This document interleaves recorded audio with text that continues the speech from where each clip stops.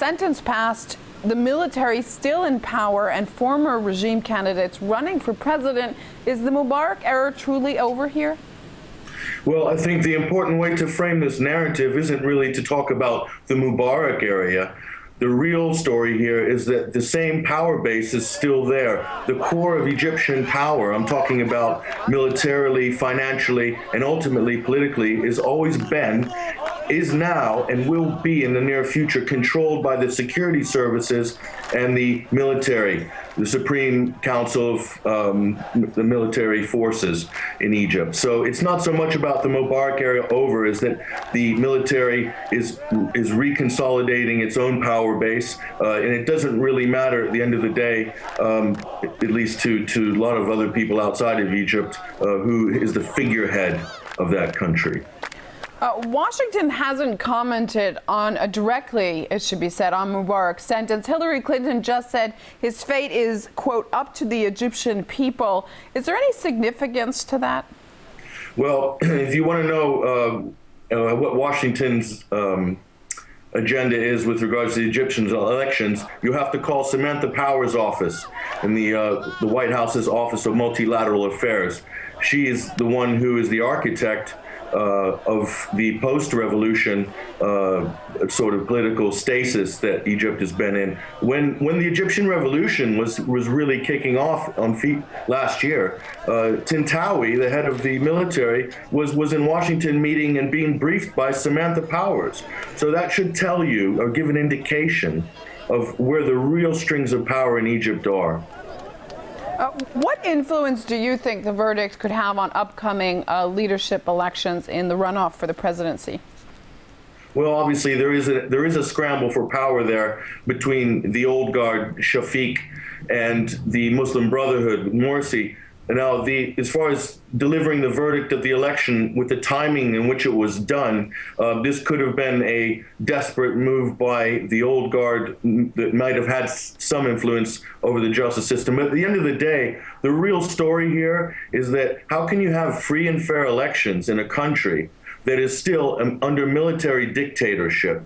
So according to election officials, in the first round of elections, the majority of votes in numbers were not cast for either Shafiq or Morsi. So what we have here, I believe, it looks like a kind of a staged election that we're looking at. And the real problem in Egypt is the cycle of privilege. And this is the problem that if Egyptians really want democracy, then they're going to have to face the same problem that we have in the United States and in European countries, which is the same people who are involved with the security services as embedded politicians, or privileged families and wealthy families have the same cycle of privilege, which to get out of that cycle, I don't see it happening in the near future.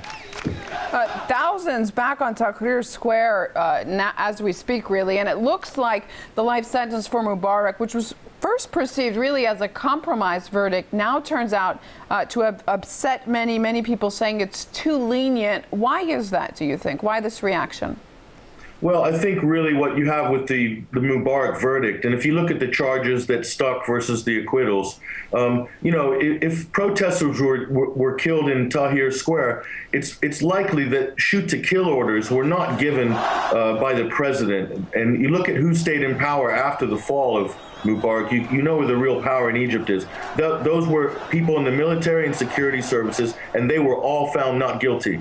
Okay, across the board. So that should give the world the real picture of what a show trial this really was. And it was really just as Mubarak's verdict was really blood money, or a blood verdict to appease public anger that was projected at the leadership of Egypt, when in fact the actual apparatus of power in that country has not changed one iota since the fall of Mubarak. In fact, the military has reconsolidated its links and has shored up its power base, and will, if the Muslim Brotherhood already signed an agreement with the IMF, they've already signed on, if they come into power, they're going to go for the IMF plan. So that means to me that the Muslim Brotherhood will be the party that's of choice for the West, because they've already signed on to the international sort of debt schedule. So that's a really important point that we need to look at in the future. All right, and lots of people, of course, their eyes on Egypt as the presidential runoff is set to take place in a fortnight. Patrick Henningsen, associate editor of Infowars.com. Thank you for that.